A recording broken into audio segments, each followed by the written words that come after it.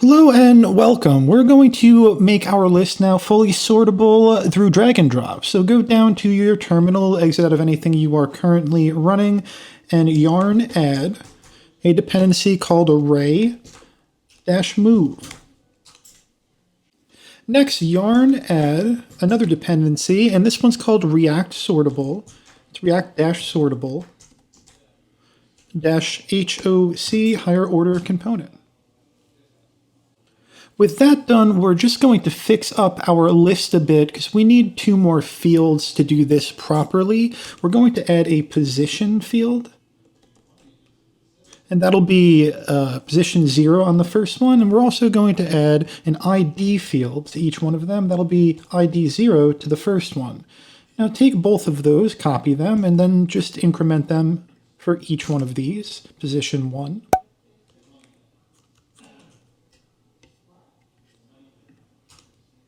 Position 2, position 3,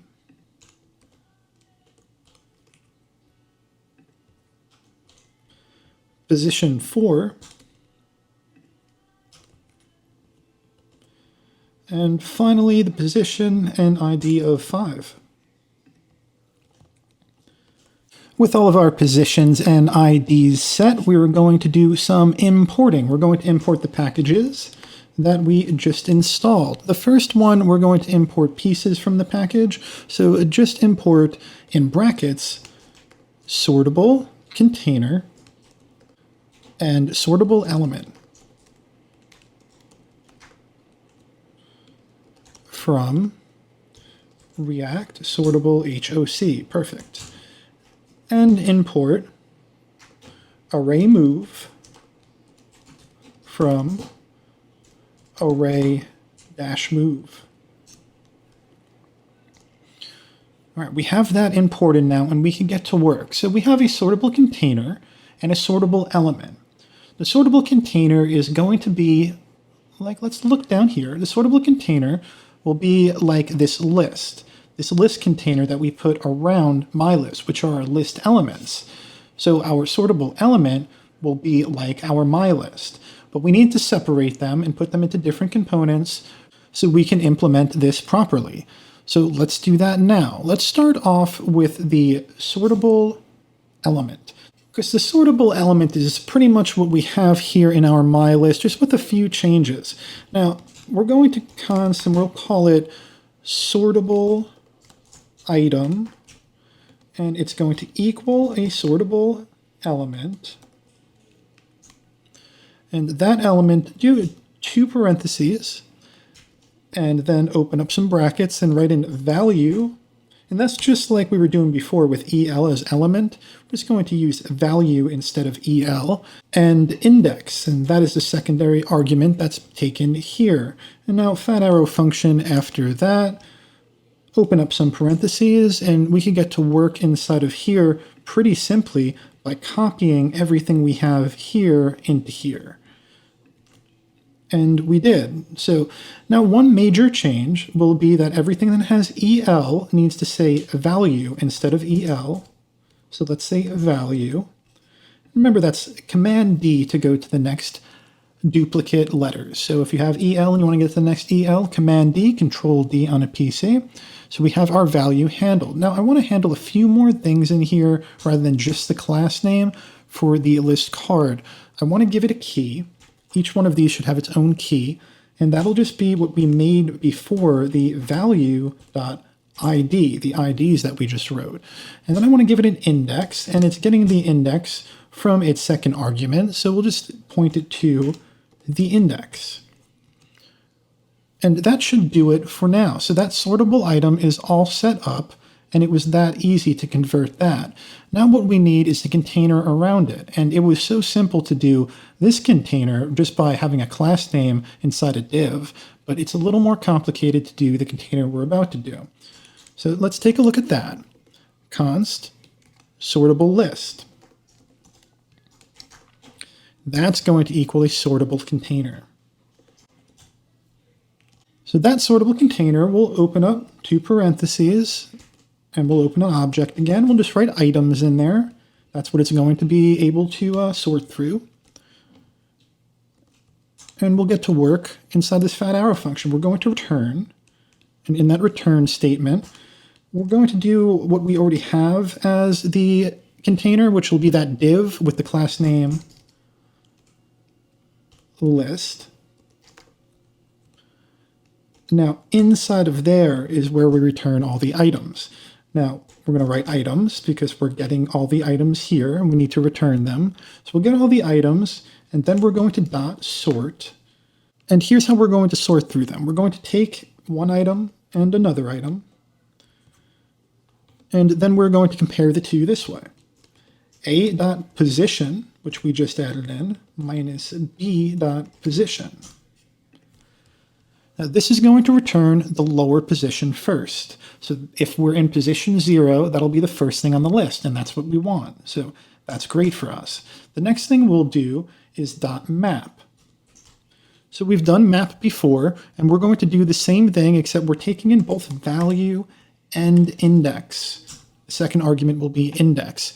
Now, value is the same as when we were using element, EL. Value will have the same responsibilities as EL did. You type in value and then .name, value and .description, and so on throughout this. So let's map through that and return an item. The item is what we defined above us. So it'll look like this. Sortable item. And we're going to pass in the things that we wanted to define in the item, like the value, like the index, and the key. So let's say value. That'll equal value. We'll say index. That'll equal index. And key. That will equal value dot ID.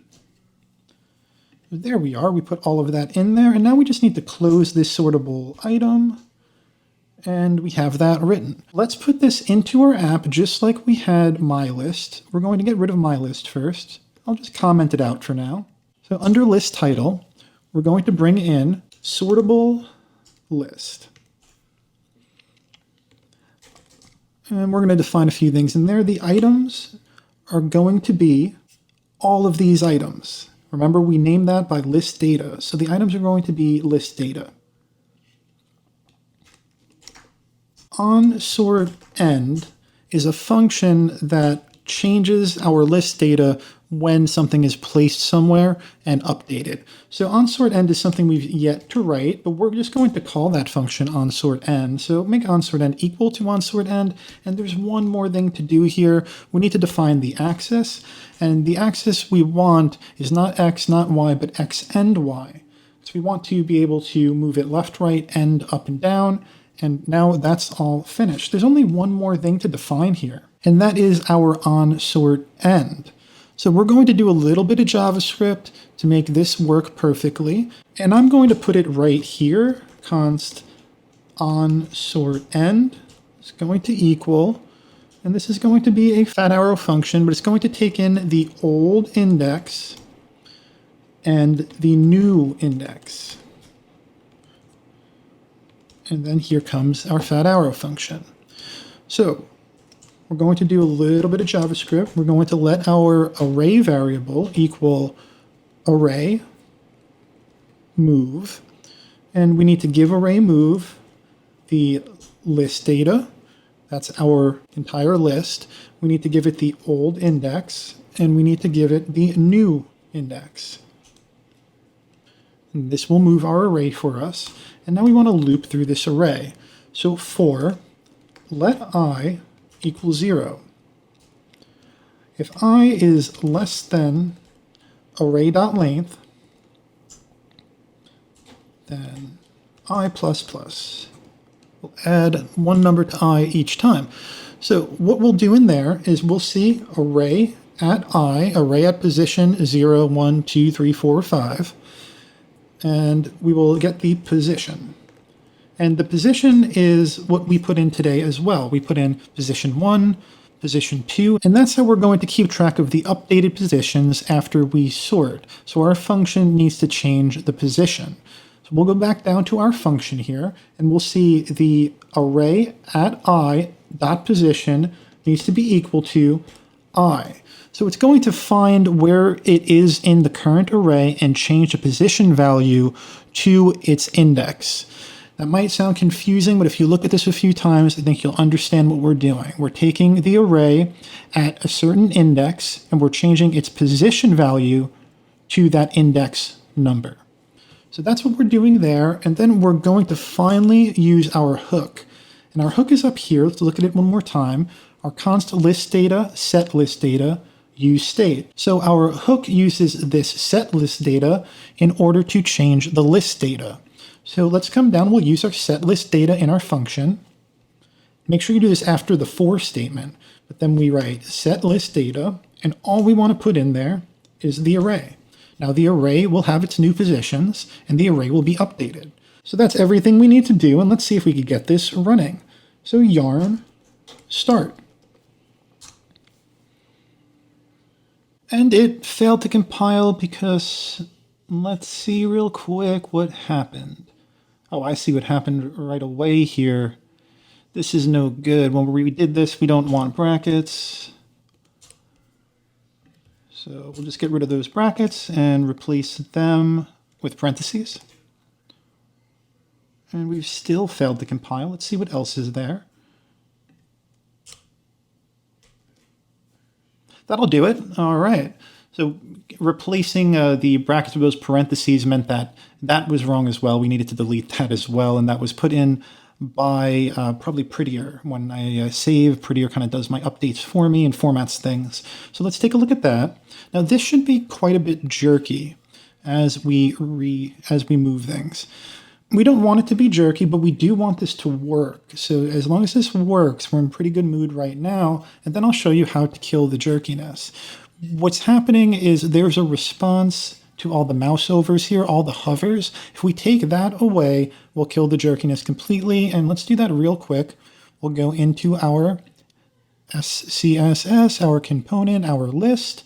So we'll go to hover, and we'll get rid of that, and I opened up this secondary terminal because we want to yarn run SCSS and make sure we get rid of the transitions as well and just save that. That should compile it down. And now everything should move quickly. We don't have any feedback from the mouse over events anymore, no hover effects, but we can reorder the list. Now, if you wanted hover effects like we had before, and you wanted to be able to move things like this, you might want to have two different lists. One list that does the hovering and one list that lets you change the values.